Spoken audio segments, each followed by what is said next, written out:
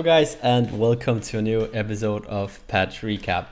If you're new to Patch Recap, it's basically where I'll try and go over all the changes we released this when the servers go down, so you guys all have a chance to come here, watch the video, get a bit of a reminder of what actually happened, and then on top of that you get the pros, like meaning if this was a bad or good change. We're gonna go straight into it. We're gonna start with Aposh. Now Aposh got a bit of a buff. This it was like a tweak, but it's more a buff, I think. His corpse explosion, which is his one, increased initial damage from 60 before it was 60 to 100. Now it's 90 to 130, and then they decreased the damage per corpse from 60 to 160 and 50 to 55.155. Wait, that's his 2. Sorry, Aposh 2. So Aposh 2 now does more damage by itself, but it does a bit less damage on the corpses. So it means it has 5 less base damage on the corpses, but 30 more base damage in general on the actual explosion. So it's a big damage number that's gonna help him with his clear early. It's gonna help him in quite a few ways. Let's move on to Chernabog. Chernabog got a bit of a buff. His one Crystalline Curses, they decreased the mana cost from 60 to 80, now it's 50 to 70, and they increased the initial damage hit from before it was 50 to 170, now it's 70 to 190, so a 20 base damage increase. He's gonna feel that pretty much. I want to mention, by the way, about the Aposh change. I think it's alright. I think he kind of needs it a bit. This makes him, it's like you don't want to make Aposh more annoying than he already is in other game modes, because he's really strong in game modes as Assault and stuff. So I think they went the right way about buffing him, so it's pretty good. Back to Chernabog. Vicious Barrage, they also decreased the mana cost on that, so now that's 10 less mana per level as well. Into the Darkness, which is free, they made improvements to ensure that when the player enters the wall, they expect to and don't just get auto-ejected like when they exit.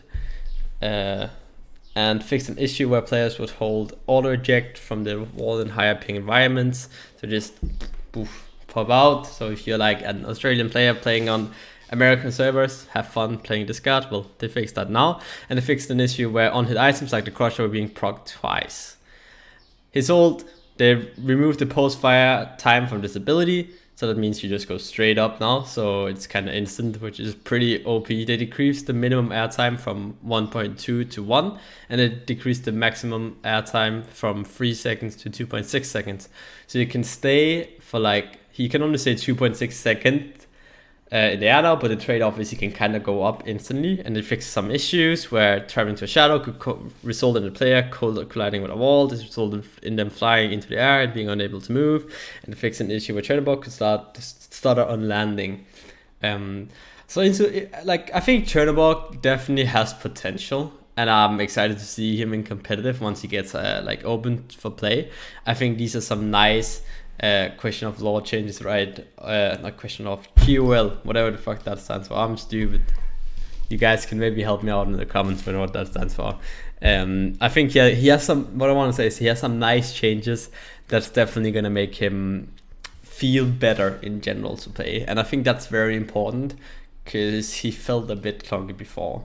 Next card that got buffed this patch was Erlang Shen. Now he basically spot weakness, which is his 1. They reduced the mana cost, so now it's just 60 at all ranks, before it was 60 to 80. And then his ult, they increased the taunt duration, before it was 8.8 to 1.2. Now it's just 1.2 at every rank.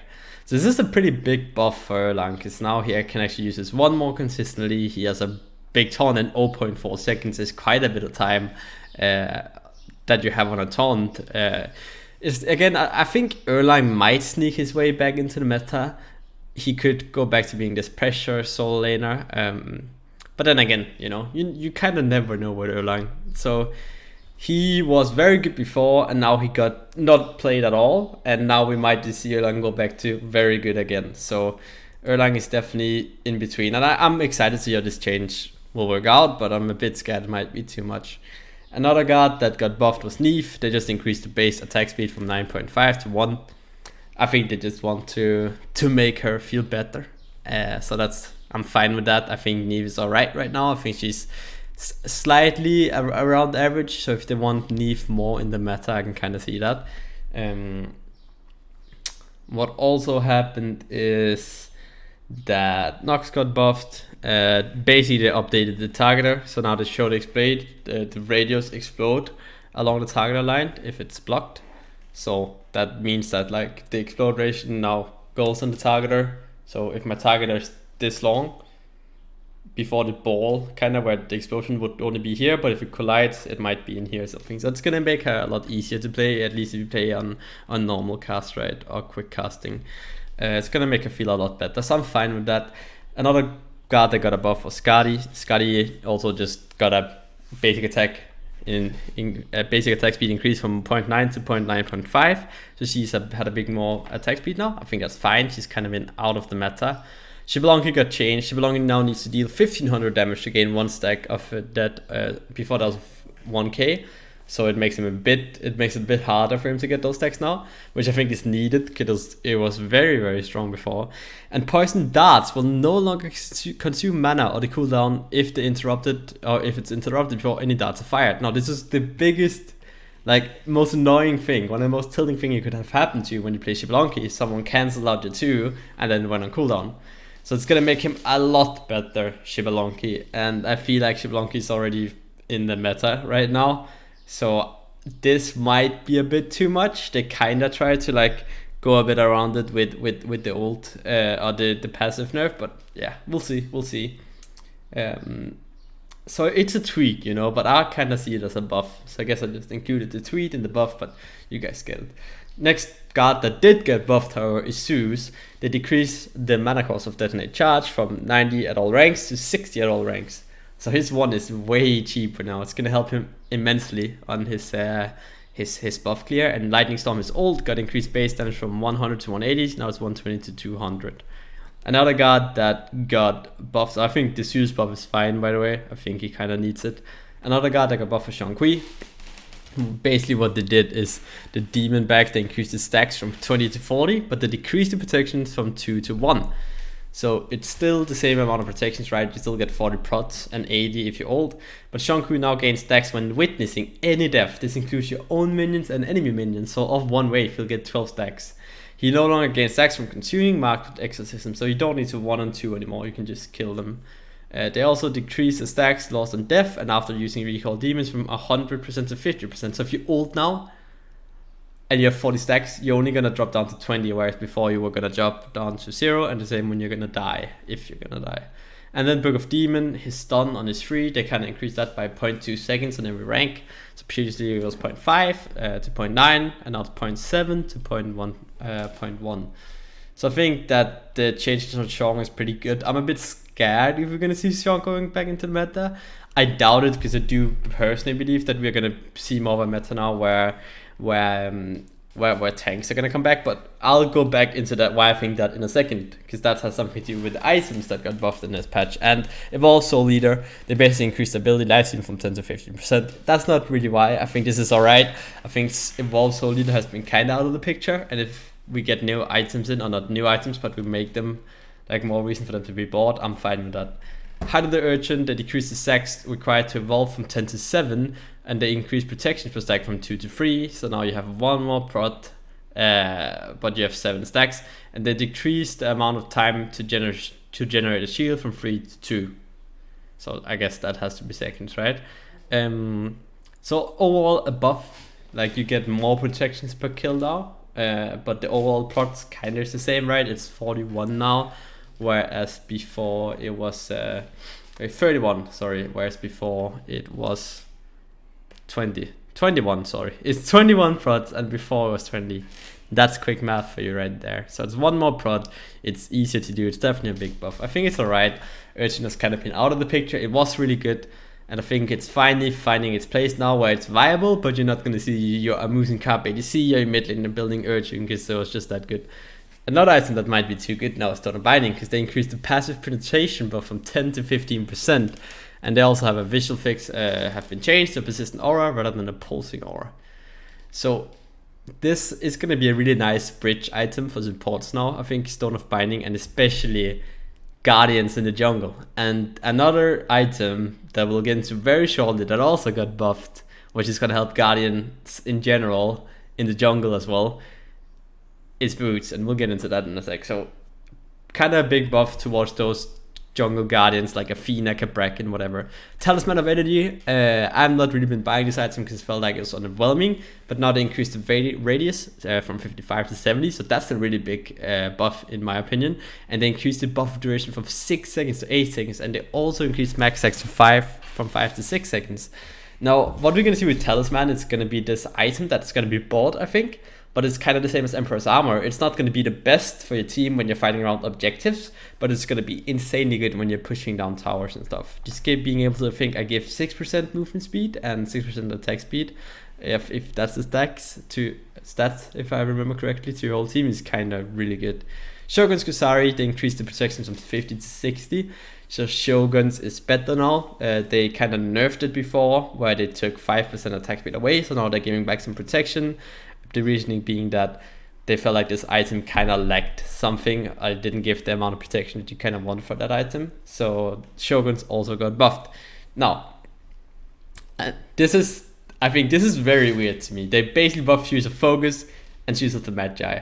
Shoes of Focus gets a 15 power increase, so now it's 55 power. Shoes of the Magi gets a 10 power increase, so now it's 55 power. So now you're going to have 55 power boots, Shoes of Focus and Shoes of the Magi. First of all, this is going to mean that the supports are going to be doing a lot more damage. That's a lot bigger of an incentive for Guardian Jungle. And they kind of made this change because they're like, oh yeah, we really need to make mages better because they've been underperforming. But I think this is going to have the opposite effect, where we're going to see a lot more Guardian Jungle. So if you're an Athena jungle main, Cabrack jungle main, Ymir jungle main, now's your time. Buy Stone and Binding, buy boots, buy cooldown reduction and protections, and shred the opposition. So I think this is a stupid change in my opinion. I definitely don't think it was needed. We're gonna move on to guards that got nerfed. Now, Kukulin got a nerf, basically decreased the passive power bonus in Berserk form, that's when he evolves, from 5.2 per level to 0.2 per level. So before he would start with 5 physical power at level 1, plus 2, which is 7. Now he's only gonna have 2 if he transform early. This is gonna hit Kukulin over all the stages of his game, but mainly it's gonna hurt him in the early game. So I think it's a good change. I think Kukulin is definitely too strong, and if you can take a bit away from his early game, which makes him really strong, he's also really good in the late game, I'm fine with that. Another guard that got nerfed was Hachiman. They decreased the base damage on his 2 from 85 to, it was 85 to 305, and now it's 75 to 295. I think this is a needed change. His 2 really chunked, so now it's gonna chunk a bit less in lane. And mounted archery, they basically decreased its slow by 5%, so it's now 20 to 40% instead of 25 to 45%. Good nerfs. I think Hachiman has been a bit played, and I think this is definitely a good way to go about it. Sovereignty and Hardward are both going to see nerfs. Sovereignty got decreased physical protection just on the item itself, not the aura, from 50 to 45, which means it's now 60 protection in total, including the aura. I think this is fine because everyone is buying soft, and this is going to allow people to buy more different items. So I'm definitely fine with that. But Hardward, however, also gets decreased magical protection provided by the aura from 20 to 15. So Hardward gets worse. Or not, because in the next meta, it's most likely going to be Guardian Jungles, and that's going to really raise the incentive to get Hardward Amulet, because you want magical protection against Guardian's Jungles, which in my opinion is very much going to happen. So it's an indirect nerf to Hardward, but I also think the viability of building Hardward Amulet definitely goes upward in this patch. So I'm fine with the nerf, because they might have foreseen, oh yeah, this might happen. So Hardward and Soft, both nerfed, that's fine. Titanbane and Obsidian Shard, they get the same changes. They decrease the base penetration from 20 to 15, and then they increase the protection threshold 40%. On both from 175 to 200. Actually, I think it's 45% because of typo on Obsidian Shard. So Titanbane is 40%, so you're going to be doing more damage to tankier targets, but less damage to squishier targets, which I think is fine, because if we're going to see a Guardian meta, it's kind of needed, in my opinion.